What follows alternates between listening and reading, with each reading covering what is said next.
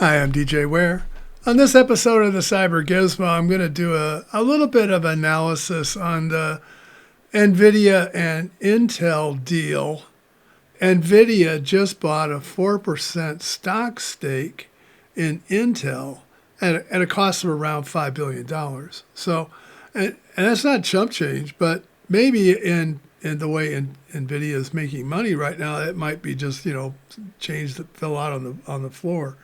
And kind of talk a little bit about how it affects us on Linux. I always like to take a step back and go, how did we get here? Well, as you probably recall, Intel hasn't had the smoothest track record of execution in the past decade. They've had a number of bumps. The first one was the 10 nanometer debacle. It took them, how many times did we get stuck on 14 nanometer? They just kept overclocking and overclocking and overclocking it. When they got to the 10th gen CPUs, we're going to make the jump to 10 nanometer, and they didn't. Instead, they tried to force fit a 10 nanometer design onto a 14 nanometer die because they had to back off. Meanwhile, Pat Gelsinger joined as the CEO. But he came in swinging big. Intel had some cash reserves, and he wanted to push the Foundry and say, okay, what we're going to do is we're going to create 5 different nodes in 4 years. We're going to get past this 10 nanometer debacle that held us up and push ahead of our competition. He also wanted to build fabs, and so there was one, I think, that might have been underway already in Arizona, but he also wanted to upgrade the one in Oregon, which is normally that's their proof of concept fab. So I think he wanted to convert it into a full production fab.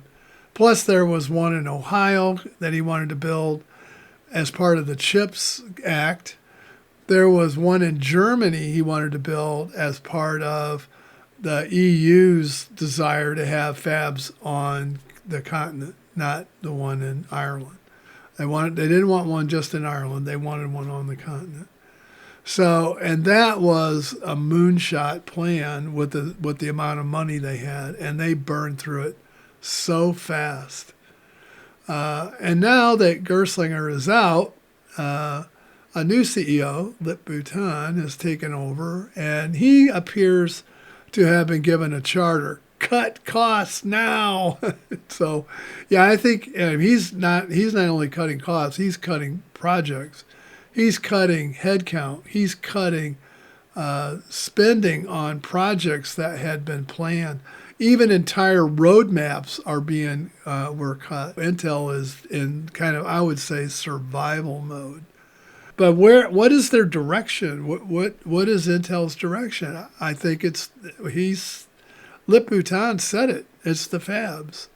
The fab is Intel's direction. So does that mean Intel will just be a fabricator now? I don't know. We'll have to wait and see. They're still producing the ARC GPU, and they're still producing CPUs. But Nvidia struck a deal to purchase the stock.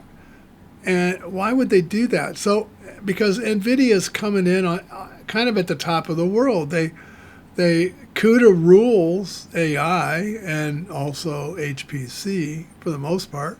Now, that doesn't mean that ROCm isn't also successful. ROCm is very successful, and my personal experiences with it have been really good. But the accelerators dominate in the data center today. So they have a heavy stake. NVIDIA also has a very heavy stake in ARM. And they look like they were trying to build their own CPUs. I mean, they have been building CPUs for their Jetson line of products, which are kind of their development boards for automotive and robotics. And then they had some larger stuff that they were working. Their supercomputer on a desktop, that's also a custom ARM. They also have ARM chips in the I believe in the Grace Hopper CPUs are also custom ARM chips. But these are not Raspberry Pis. These are data center class ARM machines. So could they be coming to Intel to build their next generation? 3 nanometer is busy. They are cranking out chips on the 3 nanometer platform. I think the last market report I saw from TSMC was their profit goal was 30%. They're at 37%. So they're obviously busy, and they're keeping their foundries busy. And they have a backlog. TSMC will build what customers commit to contractually. That's just the way they work. So, and Nvidia is coming into this with a desire to build their own CPUs. Does that mean they'll be using x86? I don't think we know that. With their stake in ARM, I just don't know. I don't know. And Nvidia, however, doesn't just sell graphics cards anymore.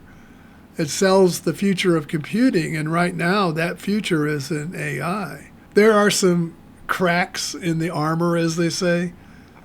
I think Amazon they were starting they had been working on an expansion project for their cloud. And I think they pulled back a little bit, wanting to concentrate on optimization. What that tells me is maybe their ROI isn't what they had hoped it would be. Maybe they're not quite getting the performance out of it that they had wanted. So they're pulling back to take what they have invested and make sure it's running optimally in their environment before maybe proceeding to bill it out the rest of the way. Or they could be saying, this doesn't look like this is a direction that we need to go, and we think we might be able to get the same kind of performance just by doing optimizations. And that's always a possibility. So yeah, I don't know. That's all speculation, as well as this. So why would Nvidia be interested in a 4% stake of Intel? I mean, by the way, a 4% isn't. It looks like, oh, that's not really very much. Actually, it is, because at 4% stake, they are the largest shareholder at Intel. A lot of small investors own stock in Intel. So why would the king of AI buy into a wounded rival? I think this, again, I could be wrong. It's possible. But this is my guess, educated guess. Let's put it that way. So the first thing I think is influence. That Nvidia wants some influence here. With that 4% stake, they get a seat at the table of Intel, and they can nudge Intel along in a direction they want. Now, the second is insurance, right? That gives, if the Intel Foundry services ever work and start producing chips. Now, let's hold up a second. They do have foundries that are successful. Israel and the one in Ireland are both cranking out chips today. But Arizona has yet to come online. So the third point would be maybe that with this 4% stake, Nvidia can quietly discourage Intel from competing too directly in AI acceleration, maybe even competing against their CPUs or competing in their software space for AI. Finally, it's a bargain for Nvidia to buy Intel stock that cheap and be able to gain the largest market share, the largest stock share. Nvidia has basically dipped into their pocket change to buy this, if you consider how much they're making on a single rack of AI machines. Nvidia depends almost entirely on TSMC today. Yeah, they have some pieces that run on Samsung, but the bulk, I think, is on TSMC. So, and that's a single point of failure.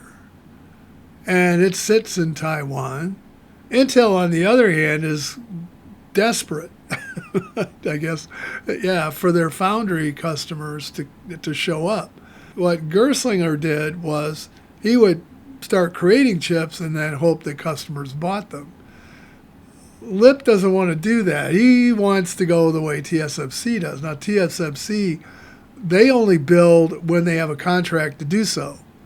That's smart business. And I think that's Mr. Tan's idea as well, is that if you have customers that are contractually waiting on chips, then, yeah, then you start building them. The problem is, this is, again, my take, and again, I could be wrong. My problem is, I think Intel has a credibility problem because of all the problems they've had with their foundries before. And there might be some uncertainty as whether they can really pull this off or not. Let's talk about the fab problem. So right now, Intel 3 is okay. So as you know, when we talked about in the past, when we talked about Intel 7, we were actually talking about 10 nanometers. Intel 5 was actually 7 nanometers. Well, Intel 3 is actually 3 nanometers. It's not 5 nanometers. We're not going. They've aligned. They have finally aligned the two.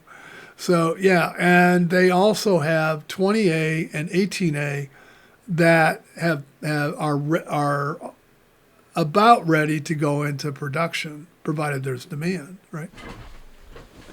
That could be the reason why Nvidia is showing up, is because they think they could maybe build their next generation hardware out on the Intel Foundry.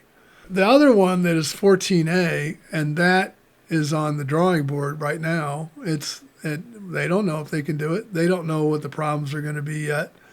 Although I suspect it will be things like quantum tunneling, heat, the yields may be low. Now, I can say this now and in 2 months be totally proven wrong, but 14A, this is something we've said every other year since the last decade. 14A may be the last platform for silicon, because you're getting down to a lot of the traces are only 1 atom thick. You can't compress it to you can't go half an atom or a quarter of an atom. And you can't go zero, otherwise there'll be no flow of electricity. They could very well change to a different material. The atom size on silicon is pretty big. So if you could go to a smaller atom, they could get maybe a little bit more out of it. But I think it's clear that our conventional architectures, once you get down to the ultimate limit, you can't go any further. There is a minimum that you can go here, and you cannot go beyond it. That's physics. The atom will just fall apart at that point, and you'll have quantum pieces that you're dealing with. I think the kicker is that Nvidia isn't really interested in putting GeForce gaming GPUs on Intel silicon, but they might be interested in fabbing them on Intel's fabs. If anything gets fabbed on Intel, it's going to be AI accelerators. It's going to be the follow-on to Grace Hopper for the CPU. It's going to be the follow-on for Blackwell for the GPU acceleration. It won't be your next Linux desktop GPU card. So what does this mean for Linux? Well, first of all, NVIDIA will be building accelerators on Intel fabs. That'll mean that there'll be tighter NVIDIA grip on AI compute. CUDA stays the default, I think. What about Intel Arc? What about Intel One API? Could those get pushed to the side? And that would mean we might lose our third choice for graphics cards. Maybe. I don't know. Those parts, I don't know. We'll have to wait and see on that. For Linux developers, that means the possibility of fewer choices for everyday use. It means that NVIDIA continues to dictate terms while Intel risks fading into a manufacturer by contract fab. So a sort of a foundry by hire, I guess you would say. I think in closing, Nvidia and Intel, once bitter rivals, now are strange bedfellows. Nvidia buys a slice of Intel not out of love, but out of insurance. Intel takes the money, even if it means giving Nvidia influence over its future just to survive, and maybe to help get some of its fabrications up online. So for Linux users, the the bed is being made for AI accelerators, not gaming GPUs. And that could mean less competition, fewer open source choices, and a future where NVIDIA calls even more of the shots. And here's another question. What happens to AMD in all this? If NVIDIA pushes Intel off of x86, for example, and Intel begins fabricating chips with their own label and NVIDIA's label that are ARM-based, that would leave AMD as the only creator and builder of x86 hardware. There is some big commitments in the HPC space for x86, but that's not to say that there haven't been ARM-based supercomputers in the past. There most certainly has been. So yeah, but yeah, I think it's gonna, as they say, as the Egyptians say, may you live in interesting times, and I think this is one of them. I hope you enjoyed the video. I'd love to hear what your thoughts are. Please leave them below, and I hope to see you again real soon. And bye for now.